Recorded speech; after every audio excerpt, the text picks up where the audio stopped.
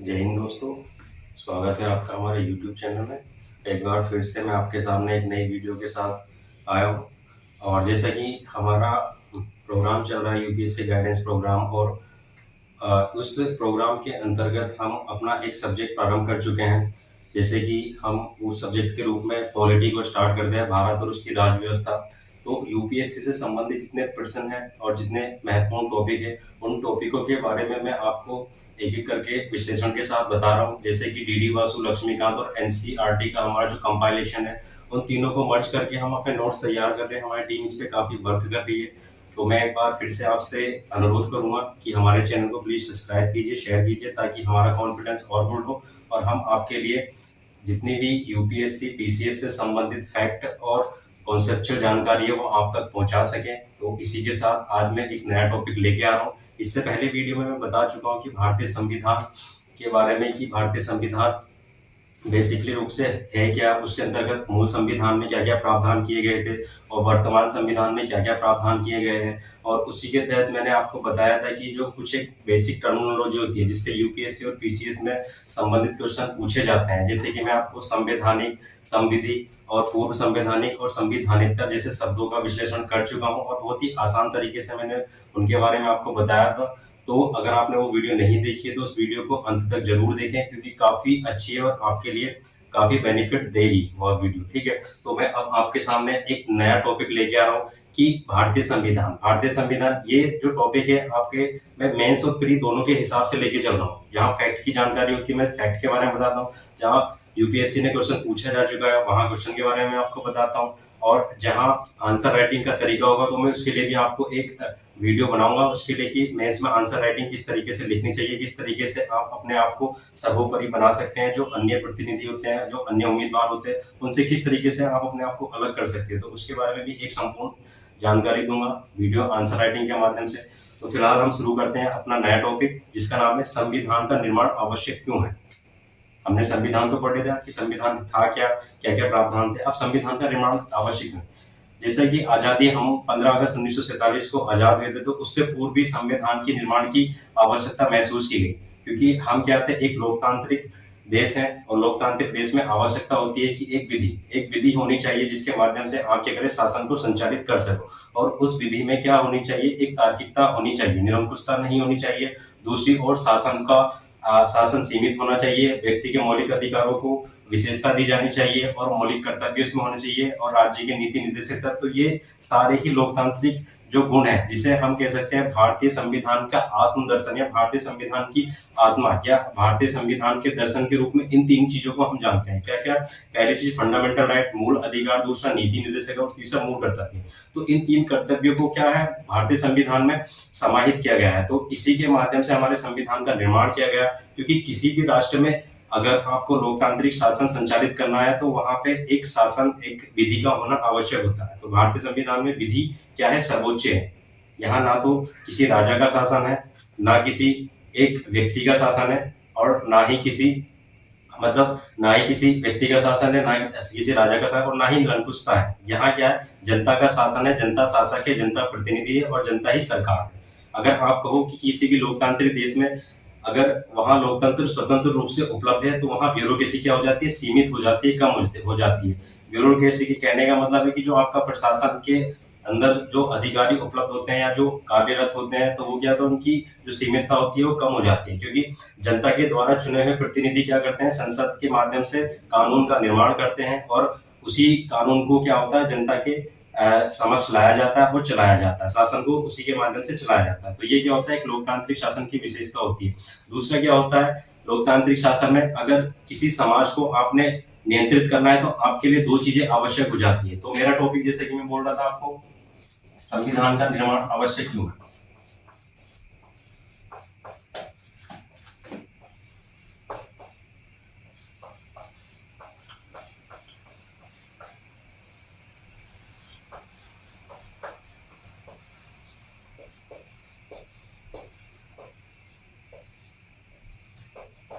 तो संविधान किसी भी समाज में शासन को संचालित या किसी भी समाज को नियंत्रित करने के लिए आपके पास दो उपाय होते हैं। पहला उपाय ये होता है कि उसमें क्या है, विधि हो। और विधि क्या हो, विधि ऐसा कानून हो जिसके माध्यम से समाज को नियंत्रित किया जा सके।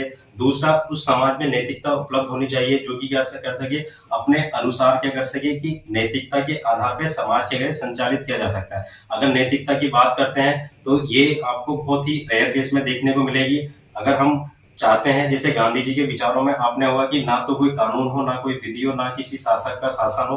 शासन कैसा होना चाहिए? राम राज्य होना चाहिए। तो राम राज्य में आपको आदर्शों का पालन करना होगा, नैतिकता का पालन करना होगा और अपने कर्तव्यों का पालन करना होगा। तो उस आधार पे आप कह सकते हैं कि समाज क्या है, नैतिकता के आधार पे संचालित किया जा रहा है, क्योंकि वहां व्यक्ति अपने आप में विशेष गुणों के साथ क्या होता है, अपने कार्य को संचालित करता है, या एक व्यक्ति दूसरे व्यक्ति के जो हित होते हैं उसको देखता है। तो समाज क्या होता है, गरिमापूर्ण बनने की वहां क्या करता है, राह पे निकल पड़ता है। लेकिन ऐसा आप अब आधुनिक समाज में अगर देखोगे तो ऐसा समाज क्या है, संभव नहीं है। तो इसलिए विधि का होना आवश्यक हो जाता है। तो संविधान का निर्माण इसलिए आवश्यक हो जाता है। वहां क्या होता है, एक विधि के निर्माण।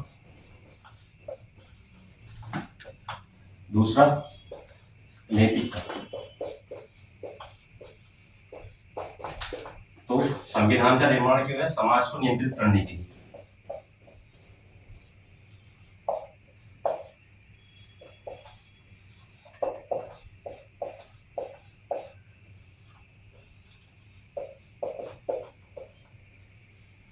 समाज को नियंत्रित करने के लिए तो संविधान का निर्माण समाज को नियंत्रित किस प्रकार से किया जाएगा? विधि के माध्यम से और नैतिकता के आधार पर।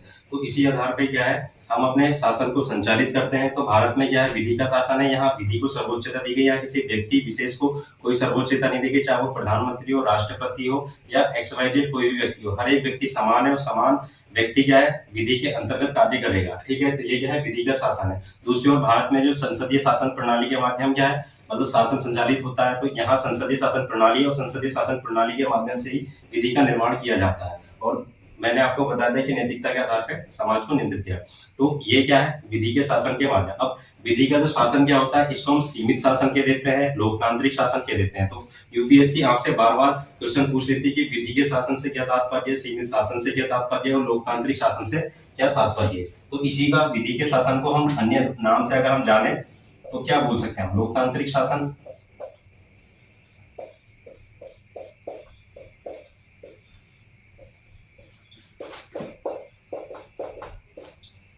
या सीमित शासन।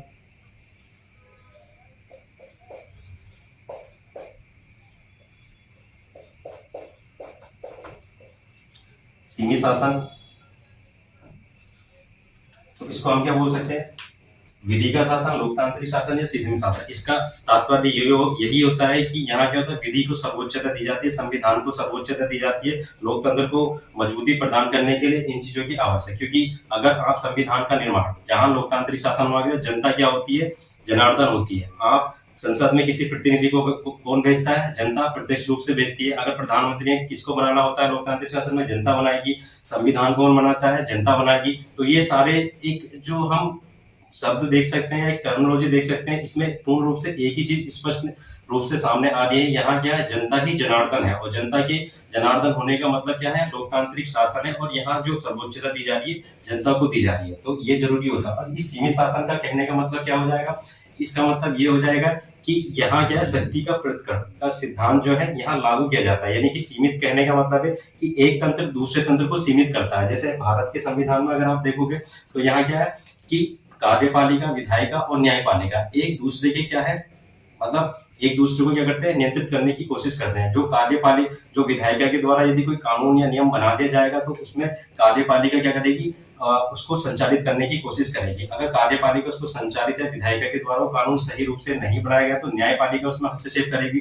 तो भारतीय संविधान में सीमित शासन कहने का मतलब ये हो जाएगा कि भारतीय शासन क्या है कि शक्ति के पृथक्करण के सिद्धांत के आधार पर क्या करता है, शासन को सीमित करता है। और ये शक्ति के पृथक्करण का सिद्धांत मैंने आपको बता दिया, कार्यपालिका, विधायिका और न्यायपालिका, इन तीनों रूप में शक्तियों का समान रूप से विभाजन किया गया है। यानी कि ये अपनी शक्ति को अपनी की शक्ति का प्रयोग करने के लिए पूर्ण रूप से स्वतंत्र है। अगर कोई विधायिका के द्वारा कोई कानून बनाया जा रहा है तो उसे कार्यपालिका संचालित करेगी, यानी कि वो उसके बिना उसको लागू नहीं कर सकती, वो उसके बिना उसको चला नहीं सकती। और तीसरा, न्यायपालिका अगर ये किसी भी प्रकार के जनता के प्रति निरंकुशता या समाज के प्रति निरंकुशता पेश करते हैं तो न्यायपालिका अपना हस्तक्षेप करके उस कानून को क्या कर देगी, असंवैधानिक घोषित कर देगी। तो ये क्या है, एक दूसरे के हम क्या कह सकते हैं कि पूरक के रूप में देखे जा सकते हैं, क्योंकि यहाँ क्या है, एक शासन दूसरे शासन के प्रति क्या है, कहीं ना कहीं मतलब एक शक्ति दूसरी शक्ति के कहीं ना कहीं पूरक के रूप में देखी जा सकती है। तो नॉर्मल सामने आपको बता दें, सीमित शासन कहने का तात्पर्य आपको समझ में आ चुका होगा। तो ये क्या था, भारतीय संविधान, इसमें संविधान की आवश्यकता क्यों पड़ी, क्या था इसका तात्पर्य, मैंने आपको बता दिया। अब मैं इसमें जो अपना मेन टॉपिक है, ये मेरा संविधान का ओवरऑल मेंस की और प्री है, यानी कि आप अगर देखना चाहोगे कि शक्ति के प्रतिकरण का सिद्धांत को बताइए, सीमित शासन को बताइए, लोकतांत्रिक शासन को बताइए, या फिर कहने की संविधान के निर्माण की आवश्यकता क्यों पड़ी, या कैसी कहते कि समाज को किस प्रकार से मतलब आप नियंत्रित कर सकते हैं, तो विधि और नीति, विधि का शासन क्या होता है, ये सारी टर्मिनोलॉजी आपके समझ में अच्छी तरीके से आ गई होंगी। और कहीं भी अगर चाहे लक्ष्मीकांत हो, एनसीईआरटी हो, अगर ये शब्द आपको मिलते हैं तो आप स्पष्ट रूप से क्या कर सकते हैं, इन शब्दों को अच्छी तरीके से क्लैरिफाई कर सकते हो। और अगर सामने नहीं आते तो वीडियो को आप दोबारा पॉज करके देखिए, नोट्स इसके बना लीजिए। तो मैंने आपको नॉर्मल सा जो संविधान का ओवर एक कॉन्सेप्चुअल जो पार्ट है वो बता दिया। अब मैं एक एक करके अपने टॉपिक बाय टॉपिक आपको जो भारतीय संविधान है या भारतीय राज्य व्यवस्था है या कॉन्स्टिट्यूशन ऑफ इंडिया है, इसके बारे में एक एक टॉपिक करके बताऊंगा। तो आज फिर से मैं एक नया टॉपिक है, इसमें हम भारतीय जो संविधान की अनुसूची है यहाँ से प्रारंभ करता हूँ, क्योंकि कॉन्सेप्चुअल पार्ट था। तो यूपीएससी में मैंने आपको बताया कि कॉन्सेप्चुअल और थियोरेटिकल और फैक्ट के आधार पर क्वेश्चन पूछे जाते हैं। तो पीसीएस में आपके फैक्ट में जहां जरूरत पड़ रही है मैं दिखा रहा हूँ, ठीक है। तो इसी तरीके से मैं कॉन्सेप्चुअल मैंने आपको बता दिया कि सीमित शासन, लोकतांत्रिक शासन, विधि का शासन, नैतिकता, ये सारे क्या कॉन्सेप्चुअल पार्ट है। और इसी के आधार पर यूपीएससी आपसे कहीं ना कहीं अलग अलग तरीके से पूछ सकता है क्वेश्चन जैसे आएंगे, तो उस आधार पर मैं आपको आसानी से क्वेश्चन बता दूंगा कि किस तरीके से पूछा गया है, और आप बड़े आसानी से क्वेश्चन को सॉल्व कर सकोगे। आपको डरने की इसमें बिल्कुल भी जरूरत नहीं होगी, क्योंकि ये क्वेश्चन आपको जो जिस तरीके से बताया जा रहा है बहुत हलवा क्वेश्चन लगेगा। तो अब मैं आपको बताऊंगा कि भारतीय संविधान में 12 अनुसूचियां हैं, 395 अनुच्छेद में बता चुका था मूल संविधान में, और 470 अनुच्छेद वर्तमान समय में। तो जो ये 12 अनुसूचियां हैं, इनके बारे में मैं आपको डिस्कस करूंगा कौन कौन सी अनुसूची है।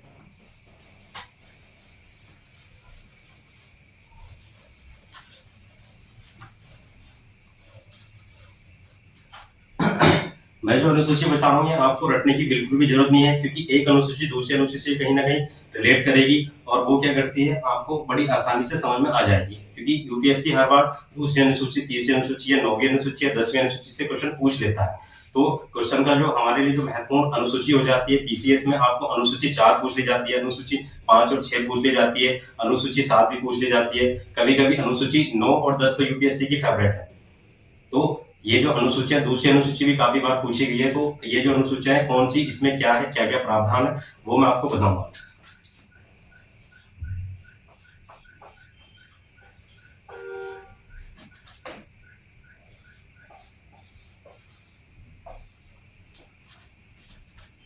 तो मैं अनुसूची बताने जा रहा हूं आपको कौन कौन सी अनुसूची है, ठीक है। तो पहली अनुसूची है हमारी, पहली अनुसूची के बारे में अगर हम डिस्कस करें तो इसमें क्या है, राज्य और उसका न्यायिक क्षेत्र के बारे में। यानी कि भारत के अंदर जैसे 28 वर्तमान समय में अगर हम देखते हैं तो 28 राज्य है और 9 हमारे केंद्र शासित प्रदेश हैं। तो इन 9 केंद्र शासित और 28 राज्यों के बारे में क्या है, इसके न्यायिक मतलब जो ये राज्य हैं और इनके न्यायिक क्षेत्र हैं, इसके बारे में जानकारी दी गई है कि एक राज्य दूसरे राज्य, एक राज्य अपने लिए क्या कानून बना सकता है, उसका न्यायिक क्षेत्र क्या होगा और उसका नियंत्रण का क्षेत्र क्या होगा, इस तरीके से। तो ये सारे प्रावधान राज्यों और उसके न्यायिक क्षेत्र के बारे में हमारी पहली अनुसूची बताती है। तो पहली अनुसूची हमारी क्या बताती है,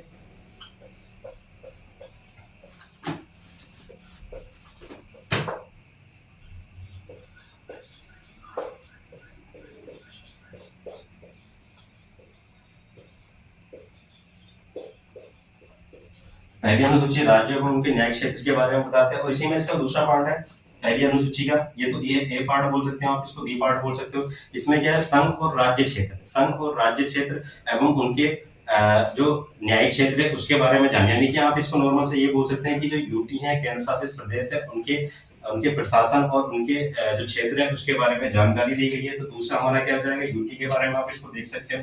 तो पहली जो हमारी अनुसूची के बाद इनके बारे में दी गई है, और इस अनुसूची में जो अनुच्छेद जोड़े गए 1 से 4 तक अनुच्छेद आप देख सकते हो कि पहले अनुच्छेद में क्या है, दूसरे अनुच्छेद में, तीसरे अनुच्छेद में और चौथे अनुच्छेद में।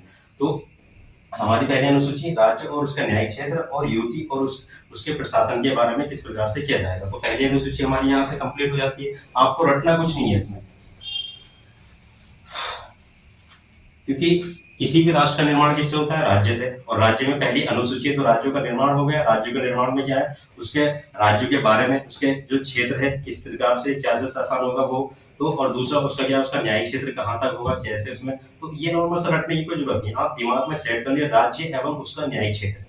राज्य पहली अनुसूची, क्योंकि राज्यों से ही राष्ट्र बनता है और राज्यों के अंतर्गत हम लोग आ जाते हैं, जो भारत के या किसी भी राष्ट्र के लोग होते हैं वो हो जाते हैं। पहली अनुसूची क्लियर होगी। दूसरी अनुसूची में अगर हम बात करें तो इसमें क्या है कि विभिन्न उम्मीदवारों के, जो विभिन्न उम्मीदवार हैं उनके वेतन, जो वेतन है, भत्ते हैं और उनकी परिलब्धि तथा विशेषाधिकारों के बारे में क्या है, जानकारी प्रदान की गई है। यानी कि जो विभिन्न उम्मीदवार हैं उनके वेतन, भत्ते, परिलब्धि और विशेषाधिकार, उसके बारे में जानकारी दी गई है। अब इसमें कौन कौन व्यक्ति आता है आपको बिल्कुल रटने की जरूरत नहीं, मैं नॉर्मल सा आपको बताता हूँ कि जैसे अगर आप देखना चाहोगे जो हमारा बड़े संवैधानिक बॉडी है, बड़े जो अधिकारी हैं, उसमें दो चीज आपको दिमाग से निकाल देनी, एक उपराष्ट्रपति के बारे में और दूसरा आप देखोगे कि जो प्रधानमंत्री है, ठीक है, और तीसरा अगर आप देखोगे इसमें कि ये जो अपने यूपीएससी आयोग के जो सदस्य या यूपीएससी आयोग से संबंधित जो भी अधिकारी होंगे, तो इनके बारे में क्या है, इनके वेतन भत्ते और इसके बारे में दूसरी अनुसूची में कोई जानकारी नहीं है। उपराष्ट्रपति आप, प्रधानमंत्री और तीसरा क्या कर लोगे आप, ये यूपीएससी आयोग, तो ये चीज आप दिमाग से निकाल दो। अब इसमें शामिल कौन कौन होते हैं, ये लोग तो नहीं शामिल होंगे, लेकिन इसमें शामिल किसके बारे में बताया गया है। जैसे कि आप देखोगे राष्ट्रपति,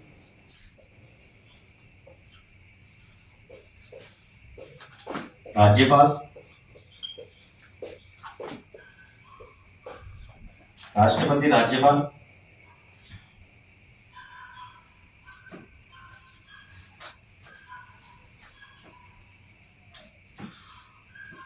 और लोकसभा का अध्यक्ष, उपाध्यक्ष,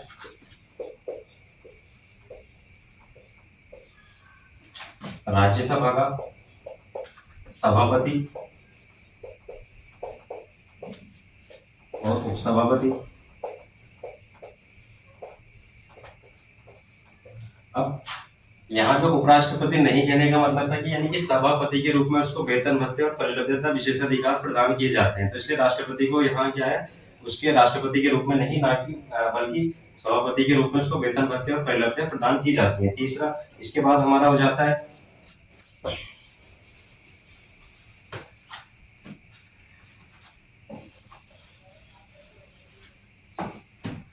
इसके बाद हमारे पास हो जाएंगे सुप्रीम कोर्ट यानी कि सर्वोच्च न्यायालय।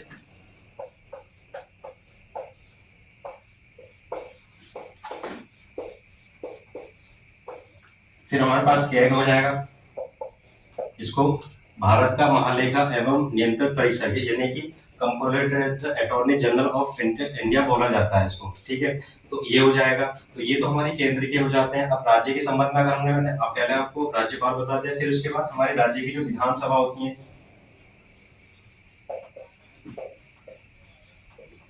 या विधानमंडल के, तो इसके अध्यक्ष हो जाएंगे, विधानसभाओं के उपाध्यक्ष हो जाएंगे और सभापति हो जाएंगे। जो राज्य के विधान, अगर किसी राज्य में विधान परिषद है तो वहां क्या हो जाएंगे, उसके सभापति तथा उपसभापति।